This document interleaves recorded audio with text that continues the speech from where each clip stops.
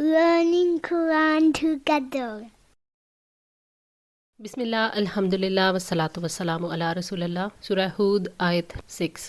وما من دابتن نہیں کوئی جاندار فی الارضی زمین میں الا علی اللہ رزقھا مگر اس کا رزق اللہ تعالیٰ کے ذمہ ہے، یعنی اللہ تعالیٰ نے تمام مخلوقات کی روزی کی ذمہ داری لے لی ہے، چاہے انسان ہوں یا حیوان، سمندر کے جانور ہوں یا خشکی کے یا فضاؤں میں پرواز کرنے والے پرندے، چھوٹے ہوں یا بڑے۔ رزق کے معاملے میں اللہ تعالیٰ کی سنت ہے کہ ہر شخص اپنے مقدر کے لیے خود کوشش کرے گا اور ہر مخلوق کے لیے رزق مقرر ہے۔ ایک حدیث میں ہے، کوئی متنفس اس وقت تک نہیں مرتا جب تک کہ اپنی عمر اور رزق جو اللہ تعالیٰ نے لکھ دیا ہے پورا نہ کرے، لہٰذا تم کو چاہیے کہ کسب معاش کے سلسلے میں اللہ تعالیٰ سے ڈرتے رہو اور جائز طریقوں سے روزی حاصل کرو۔ حضرت عبداللہ بن مسعود رضی اللہ تعالیٰ عنہ سے روایت ہے کہ نبی صلی اللہ علیہ وآلہ وسلم نے فرمایا کہ بے شک میرے دل میں جبرائیل امین نے یہ بات ڈال دی ہے کہ اس وقت تک کسی شخص کو موت نہیں آئے گی جب تک کہ وہ اپنا رزق پورا نہ کر لے، سو تم لوگ اللہ تعالیٰ سے ڈرو اور رزق طلب کرنے میں خوبی کا خیال رکھو، اور رزق ملنے میں دیر ہو جائے تو اللہ تعالیٰ کی نافرمانیوں کے ذریعے طلب نہ کرو، کیونکہ اللہ تعالیٰ کا فضل اس کی فرما برداری کے ذریعے حاصل کیا جا سکتا ہے۔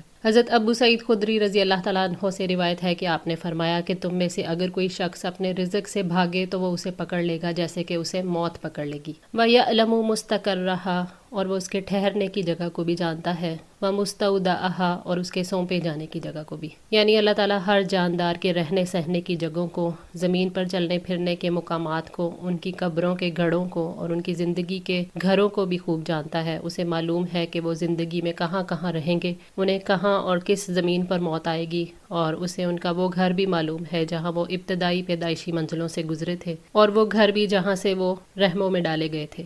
ابن ابی حاتم۔ کلم فی کتاب مبین، سب کچھ ایک واضح کتاب میں ہے، یعنی ساری مخلوقات کا رزق، ان کے رہنے کی جگہ، ان کے سونپے جانے کی جگہ، ان تمام کی تفصیل لوح محفوظ میں لکھی ہوئی ہے۔ حضرت حذیفہ بن یمان رضی اللہ تعالیٰ عنہ سے روایت ہے کہ نبی صلی اللہ علیہ وآلہ وسلم نے فرمایا، 40 یا 45 رات تک نطفہ جب رحم میں ٹھہر جاتا ہے تو فرشتہ اس پر داخل ہو کر کہتا ہے، اے رب یہ بدبخت ہے یا نیک بخت، پھر انہیں لکھ دیا جاتا ہے، پھر کہتا ہے اے رب یہ مذکر ہوگا یا مؤنث، پھر ان دونوں باتوں کو بھی لکھا جاتا ہے، اور اس کے اعمال، اس کے افعال، اس کی موت اور اس کا رزق لکھا جاتا ہے، اور پھر صحیفہ لپیٹ دیا جاتا ہے، اس میں نہ زیادتی کی جاتی ہے اور نہ ہی کمی۔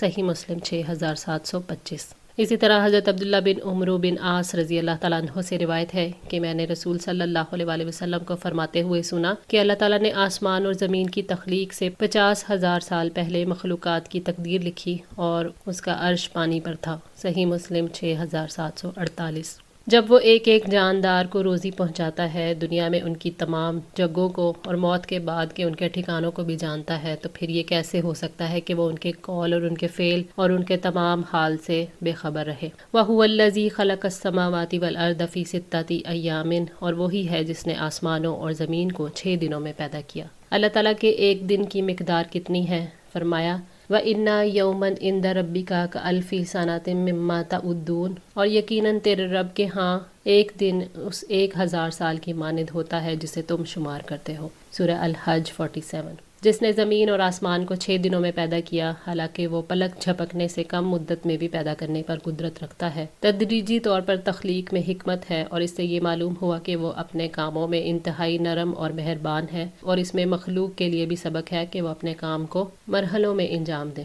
وَكَانَ عَرْشُهُ عَلَى الْمَاءِ اور اس کا عرش پانی پر تھا۔ جس وقت اللہ تعالیٰ نے آسمانوں اور زمین کو پیدا کیا، اس کا عرش پانی پر تھا۔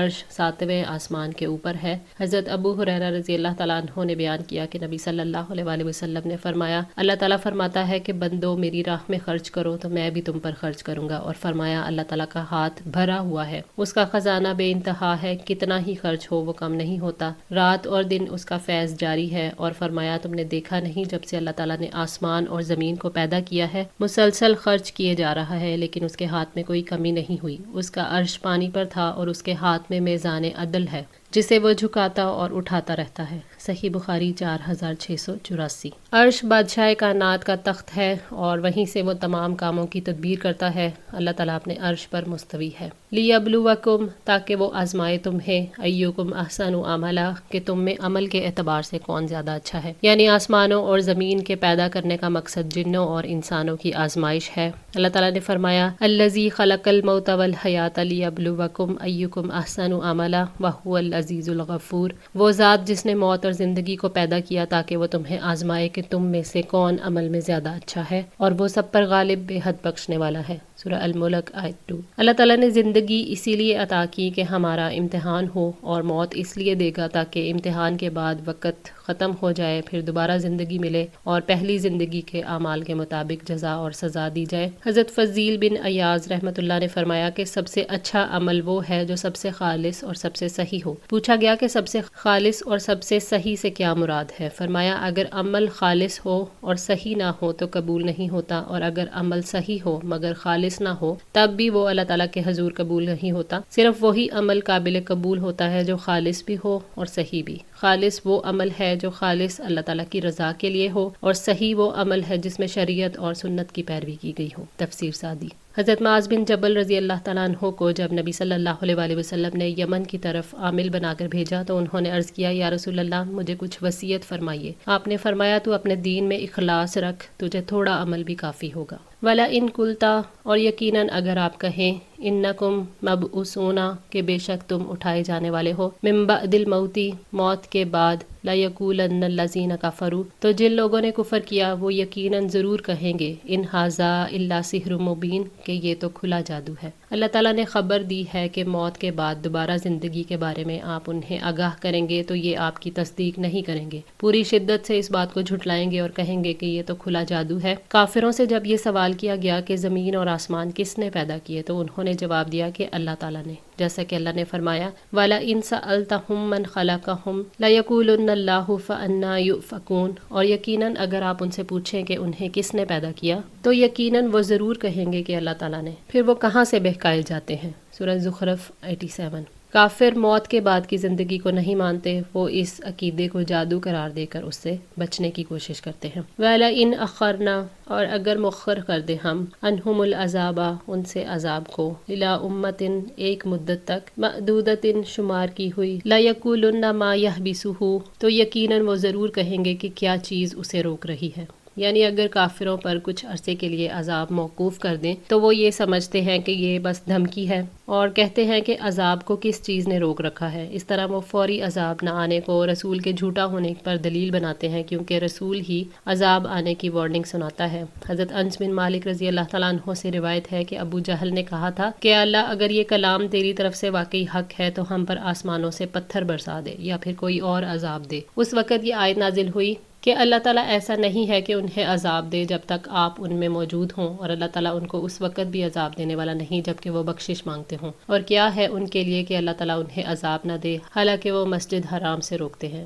آخر آیت تک۔ صحیح بخاری 4648۔ الا یوم یأتیہم، سن لو جس دن وہ ان پر آ جائے گا، لیس مصروفا عنہم، تو ان سے ہٹایا جانے والا نہیں، وحاق بہم، اور ان کو گھیر لے گا، ما کانوا بہ یستہزئون، جس کا وہ مذاق اڑاتے تھے۔ جس دن عذاب آئے گا تو کسی کو موقع نہیں ملے گا کہ وہ اپنے معاملے پر غور و فکر کر سکیں۔ عذاب ان پر نازل ہوگا، ان کو گھیر لے گا اور وہ بچ نہیں پائیں گے۔ مشرکین مکہ بڑے بڑے سردار تھے جن کا دین اور دنیا کا جو کچھ انجام ہوا وہ صحیح بخاری اور مسلم کے حوالے سے انس بن مالک کی روایت میں ہے کہ بدر کی لڑائی میں یہ لوگ مارے گئے اور 3 دن تک بے گور و کفن ان کی لاشیں پڑی رہیں، اور پھر ان لاشوں کو کھینچ کر ایک گڑھے میں ڈال دیا گیا۔ صحیح بخاری 566۔ وَلَئِنْ أَذَقْنَا الْإِنسَانَ، اور البتہ اگر چکھائے ہم انسان کو، مِنَّا رَحْمَةً، اپنی طرف سے رحمت، ثُمَّ نَزَعْنَاهَا مِنْهُ، پھر ہم وہ اس سے چھین لیں، إِنَّهُ لَيَئُوسٌ، بے شک وہ بہت مایوس ہونے والا ہے، کفور، بہت ناشکرا ہے۔ اللہ تعالیٰ نے انسان کی فطرت کے بارے میں آگاہ کیا ہے کہ وہ ظالم اور جاہل ہے۔ جب اللہ تعالیٰ اسے اپنی رحمت کا مزہ چکھاتا ہے، یعنی رزق کی کشادگی، خوشحالی اور دنیا اس کے لیے کھول دیتا ہے، پھر اللہ تعالیٰ اس سے رزق، اولاد بعد یا صحت چھین لیتا ہے تو ایسا انسان نعمتوں کے بعد آنے والی تکلیف پر نا امید ہو جاتا ہے اور اللہ تعالیٰ سے بدگمان ہوتا ہے۔ اس کی حالت ایسی ہو جاتی ہے گویا اسے کبھی کوئی نعمت ملی ہی نہیں، اسے اللہ تعالیٰ کے ثواب کی امید نہیں رہتی، اور یہ یقین چھن جاتا ہے کہ جس رب نے پہلی بار نعمتیں دی تھیں وہ دوبارہ بھی دے سکتا ہے اور پہلے سے بھی بڑھ کر عطا کر سکتا ہے۔ وَلَئِنْ أَذَقْنَاهُ، اور البتہ اگر چکھائیں ہم اسے نعماء آسائش، بعد ضراء مصیبت کے بعد، مست ہو جو اسے پہنچی، لا یقولن تو یقیناً وہ ضرور کہے گا، ذہب السیئات عنی کہ ساری تکلیفیں مجھ سے دور ہو گئیں، انہ لفارح فخور بے شک وہ بہت اترانے والا، بہت فخر کرنے والا ہے۔ یعنی اگر شر اور مصیبت کے بعد اسے آرام ملتا ہے، مثلاً بیماری کے بعد شفا نصیب ہو جائے، تنگی کے بعد آسانی آ جائے اور خوف کے بعد نجات مل جائے، تو وہ سمجھتا ہے کہ مصیبت کا وقت ٹل گیا اور اب دوبارہ کبھی نہیں آئے گا۔ وہ اس پر اتراتا ہے اور اپنے آپ کو عزت والا سمجھنے لگتا ہے، اسے لگتا ہے کہ یہ بھلائی ہمیشہ اس کے پاس رہے گی۔ وہ اپنے خواہشات کے ملنے پر خوش ہوتا ہے اور اللہ تعالیٰ کی طرف سے ملنے والی نعمتوں پر فخر اور تکبر کرتا ہے، اور یہی خود پسندی اسے دوسروں کو کمتر سمجھنے پر مجبور کرتی ہے۔ انسان جب یہ سمجھتا ہے کہ انعامات اللہ تعالیٰ کی طرف سے ہیں، اگر وہ دے سکتا ہے تو واپس بھی لے سکتا ہے، میرا کوئی حق نہیں تھا، اللہ تعالیٰ نے رحمت کی ہے، تو اس شعور کے ساتھ انسان فخر میں مبتلا ہونے سے بچ سکتا ہے۔ اللہ تعالیٰ نے فرمایا ہے، ما اصابک من حسنۃ فمن اللہ، جو بھی بھلائی تجھے پہنچے سو اللہ تعالیٰ کی طرف سے ہے۔ سورہ النساء 79۔ آج کے لیے اتنا ہی، دعا ہے اللہ تعالیٰ ہماری اس کوشش کو قبول فرمائے، ہماری غلطیوں کو تاہیوں کو معاف فرما کر ہماری اصلاح فرمائے۔ جزاکم اللہ خیر، والسلام علیکم ورحمۃ اللہ وبرکاتہ۔